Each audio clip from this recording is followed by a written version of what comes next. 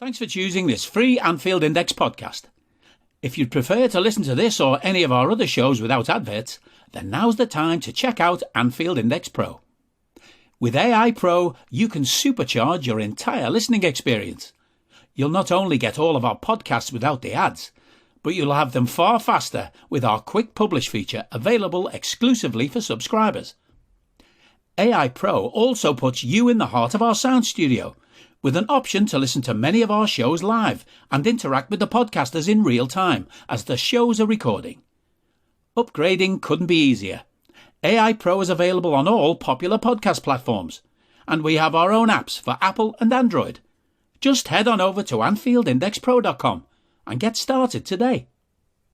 Hello and welcome to the Daily Red, your lunchtime catch-up on all things Liverpool FC on a very quiet Wednesday, on which nothing is going to happen because, we have done our business for the transfer window by all accounts. Not to worry, we move on regardless. We have the main Liverpool websites to go around, but let's have a look and see if any of our favourite local patch journalists have written anything today. First things first, for those wondering why Simon Hughes has been inactive, Simon Hughes just had a child, so that is why. Congrats to him and his better half. Hope all is well and everybody's healthy and happy. Jimbo and Mark Carey have written a piece about Mo Salah and why Salah is slumping. It's absolutely fair. I think the slump really began last season, and I don't think goals are the measure of the slump. I think the performance level. But so much of it is to do with how wide he's being played. And the fact that there is no help coming from that right-sided midfield role. Think of the players that have had the most drastic fall-offs for us.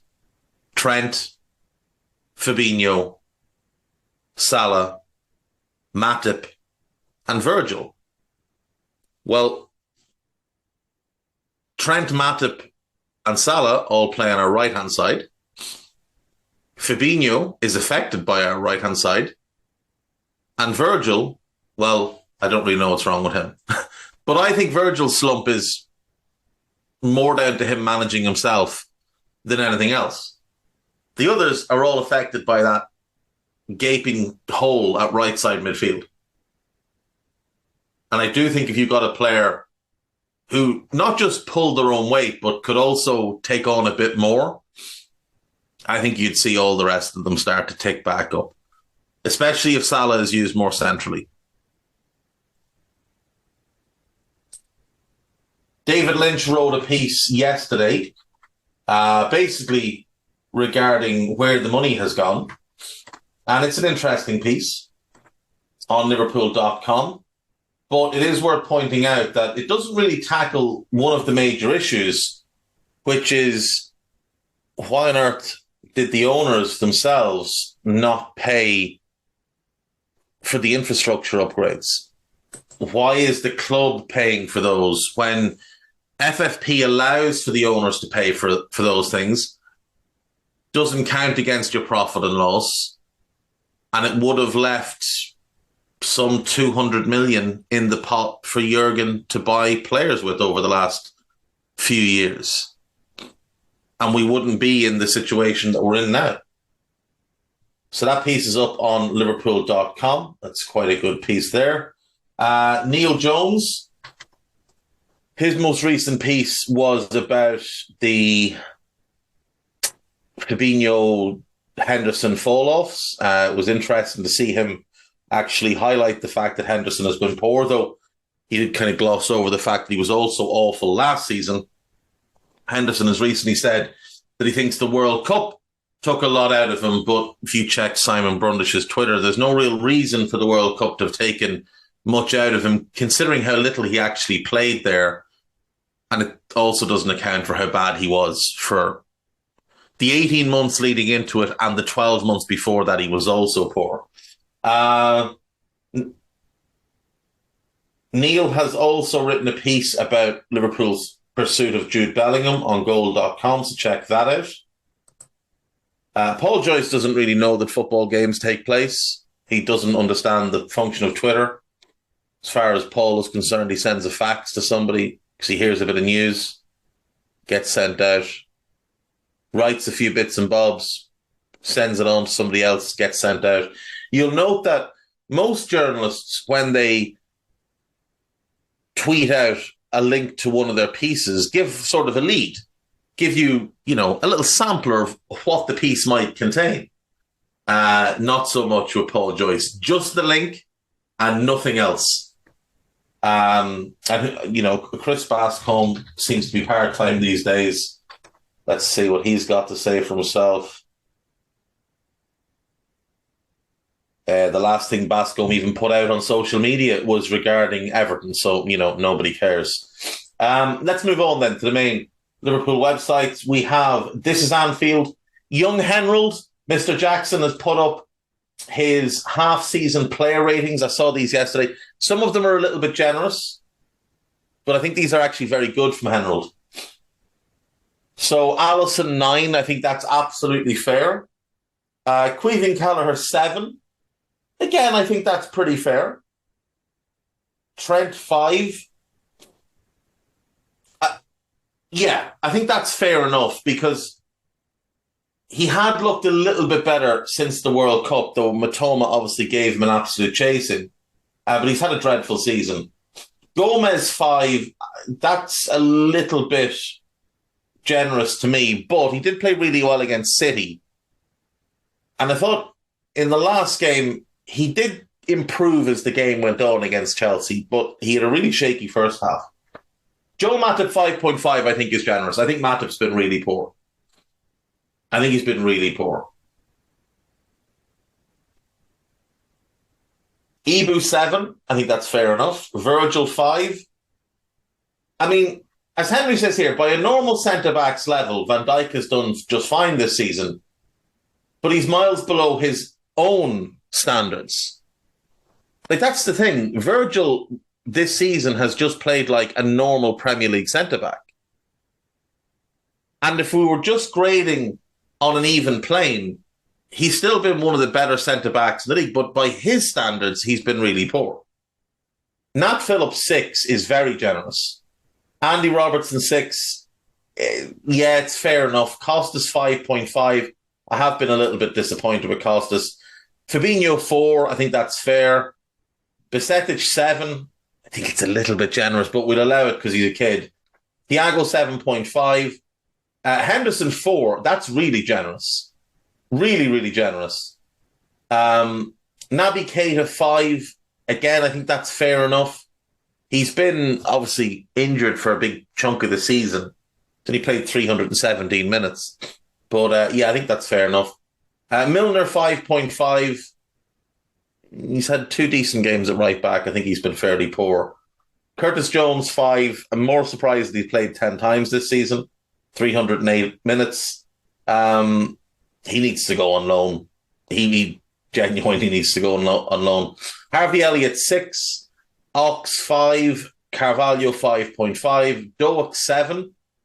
Just from the fun factor, I think Doak is fine at 7. Salah 5.5. Again, you're judging him based against himself, so that's fair enough. Luis Diaz 7. Bobby 6. I think that's a little bit generous. I don't actually think Bobby's been very good this season. I think he had a couple of really good games that padded his goals and assist numbers. But overall, I do think he has been quite poor. Jota 6. That one might be a little bit... To be fair, he was scoring goals, so that is fair enough. Darwin 6.5, I think, is fair enough. So I think those are good from Henry. Congrats to him. Arthur could face ban after wages falsely lowered by Juventus. This Juventus case is absolutely mental. They've already been docked 15 points. And now it just looks like the whole thing is going to come crumbling down because we all know there was some, let's just say, jiggery-pokery with some of the transfer fees when they did player swaps. So there's the Artur for Pjanic one, obviously.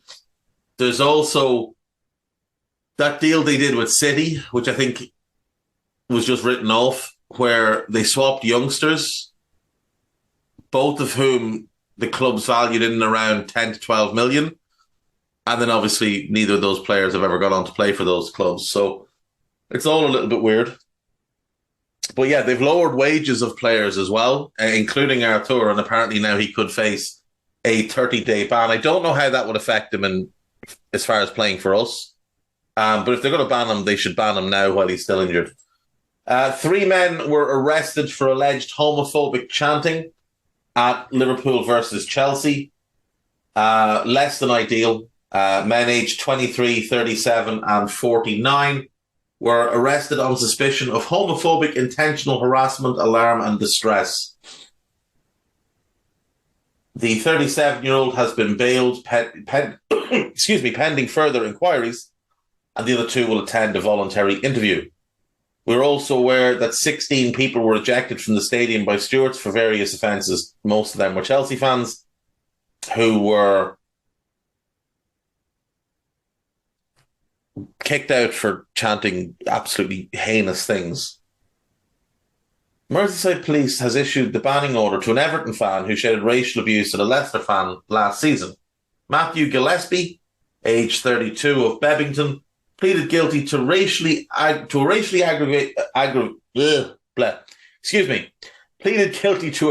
aggravated public order offence at South Sefton Magistrates Court on Monday, following an incident at Goodison Park on November 5th.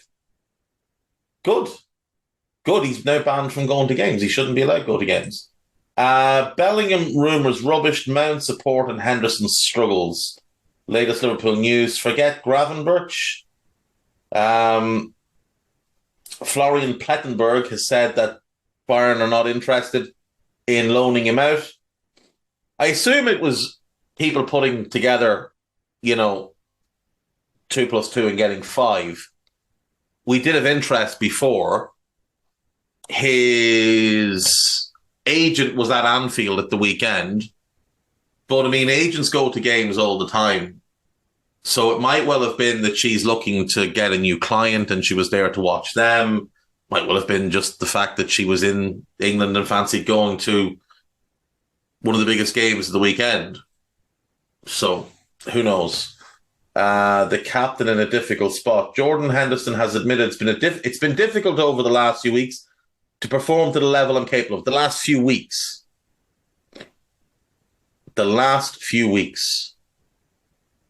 Former Liverpool analyst Harrison Kingston is one of a long list of names behind the scenes who have left the club, and the reason for his departure isn't uncommon. Mason Mount continues to be linked, and one Reds legend would support a move. I would very much be in favour of signing Mason Mount. Former Red Kian, however, continues to hamstring his own career. PSV Eindhoven are cutting short his loan and sending him back to Wolves. Steven Gerrard will not be the next Poland manager, unsurprisingly. According to Sky Germany, Real Madrid are considering offering Eduardo Camavinga and €100 million in any deal for Jude Bellingham.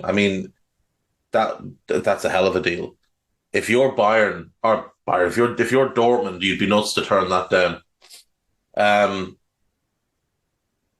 Jamie Carragher has called Everton the worst run club, and if you're looking for something to laugh at, Everton had Danjuma in the building. He met with players, he did his medical, he did his interviews, did his photographs, did his release video.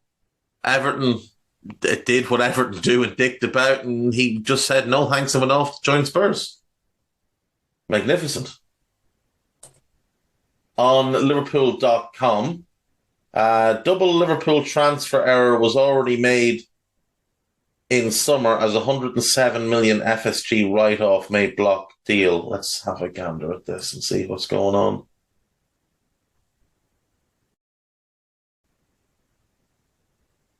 Liverpool wasted 2 possible solutions to a big transfer issue, and now its alternatives are imperfect. Further damage to FSG's reputation is inevitable.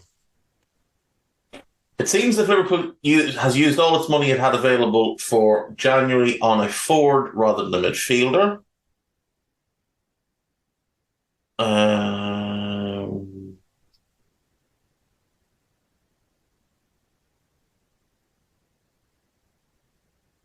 Basically saying that we should have sold Naby and Ox in the summer, and without question, we should have. I think Ox probably would have gone if he hadn't gotten injured. But yeah, I mean, it's an awful waste to spend as much as we have over the years on players that end up leaving for free. We hold on to players far too long. When players get within 18 months of their contract, if you're not going to keep them, if you're not going to extend them, or you don't think they want to extend, you need to be selling at that point. Liverpool on alert for 131 million midfielder and leading second transfer race as summer plan made. Let's have a gander at this. No doubt nonsense in the Media Digest. Mignolet makes player of the year conversation. Okay. Mignolet has been tipped to claim Belgium's player of the year award. Interesting. Especially interesting as Scott Parker walked in and the first thing he did was sign a goalkeeper. Amrabat transfer twist. We're not in for Amrabat. We never have been. Liverpool on alert for Fernandes. Portuguese outlet Record claims we are on alert. On alert FC joining the ranks with Monitoring FC and, Kick the Tires FC, Trailing FC, Tracking FC. A busy club. Liverpool has another future Jurgen Klopp successor emerging as Anfield hero hugely impresses. This is about Xabi Alonso, who, to his credit, is doing very well with Bayer Leverkusen. Now, what I will say is it was a good job to walk into because their league position was, I think, a false league position because they've got so much talent there. They had a really rough start to the season, but since taking over, 11 games, 5 wins, 3 draws, 3 defeats. But the football they're playing is really, really impressive. So he took over on the 5th of October. They beat Schalke 4-0. Then they got walloped by Eintracht Frankfurt. They drew at Wolfsburg. They lost to Leverkusen. But they have won 4 in a row in the league since, which is impressive. The Champions League, less impressive. Lost to Porto, drew with Atletico Madrid and Club Brugge. They will go into the Europa League. But they have won 4 in a row in the league. They beat Union Berlin 5-0. They were having a very good season up until that point. They beat Cologne 2-1. They beat Stuttgart 2-0. They beat Gladbach 3-2. Union Berlin are in 4th and Leverkusen put 5 past them. There's so much talent there, it's absolutely ridiculous. Once they get Florian Wirtz back and up to speed, I think that team's going to be so much fun to watch.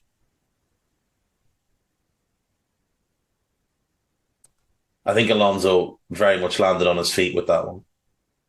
And hopefully it continues to go well. He continues to develop his style of play.